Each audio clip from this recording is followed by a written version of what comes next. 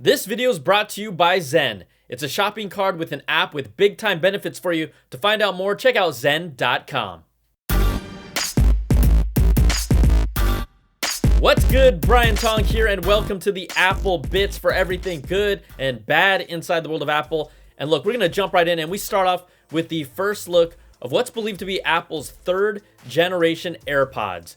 The image was posted by 52 Audio and shows off what they claim is the new AirPods and its charging case. The leaked image lines up with what we've heard reported about the new AirPods so far, and they are expected to take design cues from the current AirPods Pro with smaller stems and silicone ear tips, but won't have some of the higher end features like active noise cancellation. Now, 52 Audio reports the new third-gen AirPods will equalize pressure within your ear to help with any discomfort over longer periods of time. The AirPods Pro have a similar feature already. The charging case also looks more square and less rectangular compared to the current AirPods Pro. It looks almost like the original AirPods and then the AirPods Pro case had a baby. Aww. And you can see there's a spot for an LED indicator if your AirPods are charging. 52 Audio also reports that the new AirPods will have touch controls similar to the AirPods Pro, where you can squeeze on the stems and pause, play, skip tracks, and more, so they won't be the tap controls found on the regular AirPods. Spatial audio is also highly probable, according to the report, and again, this is all speculation, but none of this is official. Now, previous reports have targeted the third-gen AirPods launch sometime in the first half of the year.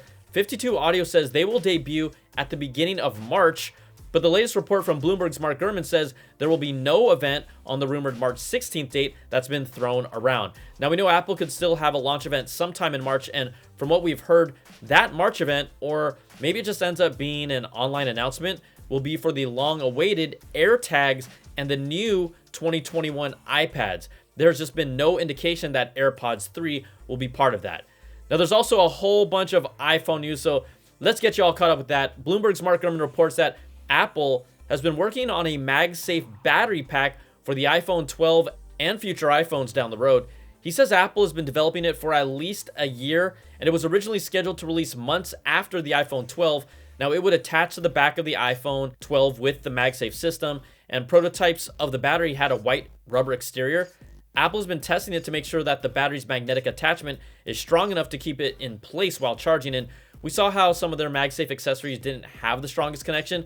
But that's something that they could easily fix on the battery pack side, because look, when I checked out Belkin's MagSafe accessories, they actually put stronger magnets on their own products on their end, and then the MagSafe connection was a whole lot stronger overall. So Apple could do the same thing with the battery pack and other accessories in the future, or make a modification with the magnets in the actual iPhone.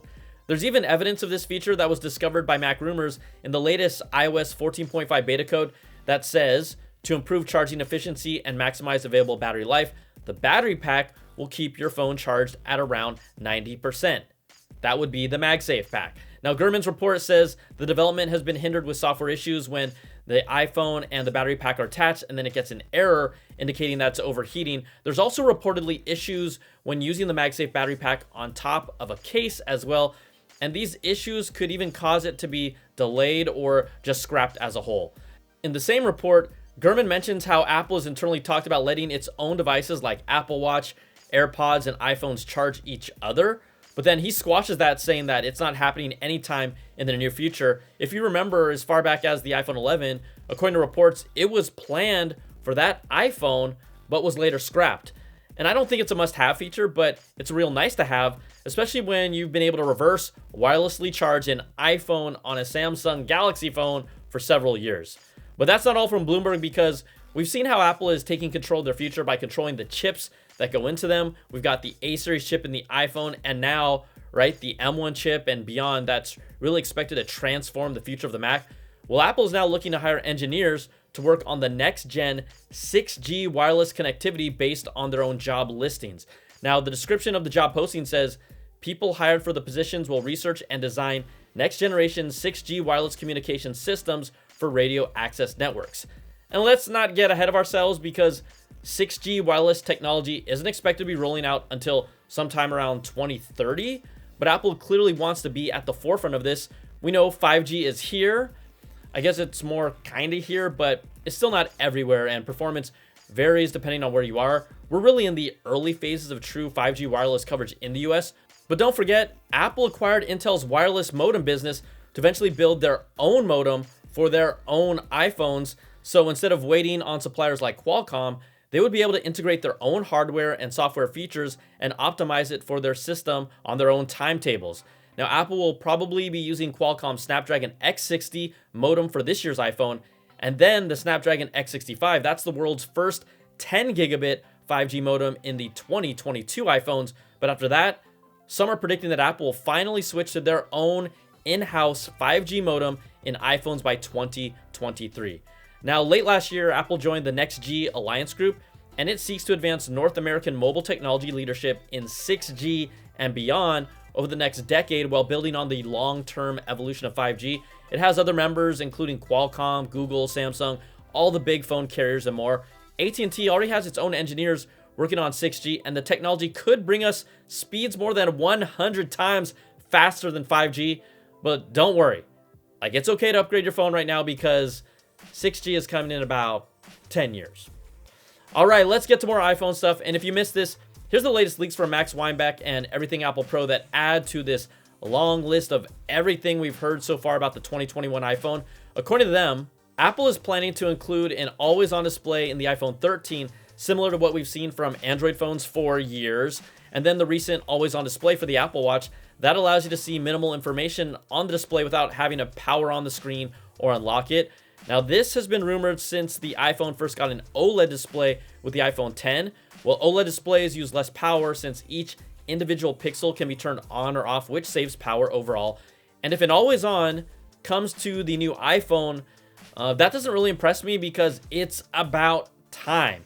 Now, they also claim that the 120 Hz ProMotion refresh rate is happening on the Pro 2021 iPhone models, but not the regular or mini iPhones. I know we've heard this before, but this is just another confirmation of it. There will also be no physical change to the iPhone design this year, according to Weinbach, but the only potential change could be a matte back finish that's grippier and more comfortable feeling to hold. Okay. But we also talked about stronger MagSafe magnets earlier, and the new iPhones will reportedly get considerably stronger by adding stronger magnets. Apple also wants to compete with astrophotography with the next iPhone, and the report claims that there will be a mode that you can switch to when the user points it to the sky, and it will be able to detect the moon and the stars and adjust exposure settings for you. Now, we've already heard reports that the iPhone is expected to get an improved sensor and lens with the ultra-wide camera for the iPhone 13, but without anything more than the current, 3x optical zoom, and with an AI at their disposal, this is going to be really interesting to see how Apple can compete with a camera like the S21 Ultra that has a true 10x optical zoom. I did comparisons in my review, and it can go as high as a 100 times digital zoom. Now, you're not always going to use it, but it just still crushes anything else that we've seen on the iPhone to date. And one feature that I have been waiting for, the report claims that we'll finally be able to take portrait mode style videos on the new iPhones. Now, we've seen this on other phones with, some hit or miss results, but with the LiDAR sensor and then Apple's processing power, I'm really curious and excited as a content creator to really see how good this can end up being to get some of those true creamy backgrounds and that depth effect once it's applied to real-time video. All right, everybody. Thanks again to Zen for sponsoring this video. Zen is the shopping card connected with an app made to bring Zen to online shopping. There are 3 main benefits that they like to call Zenefits. First up, for you tech lovers, there's an automatic 1-year extended warranty on electronics when you pay for them with a Zen card. Second is Zen Cares. If you have a bad transaction and you receive a wrong item or faulty or broken product, maybe you don't receive it at all, Zen will take care of it and handle the issues for you faster and with a higher success rate. And third, there are 0 fees when shopping online, especially on sites like AliExpress or Amazon in a different country. So check out if you qualify and use the link in the description below to get 120 days of Zen to start for free. Okay, everybody, that's going to do it for this video. If you like what you see, give me that thumbs up, and hit that notification bell, ding, to get all my videos when they drop. And if you want more Apple goodness, you can check out my Apple Bits XL audio podcast to get the latest deep dive with all these stories and new ones every week with special guests. Thanks so much for watching, everybody, and I'll see you next time. Take care and be safe. Peace and love.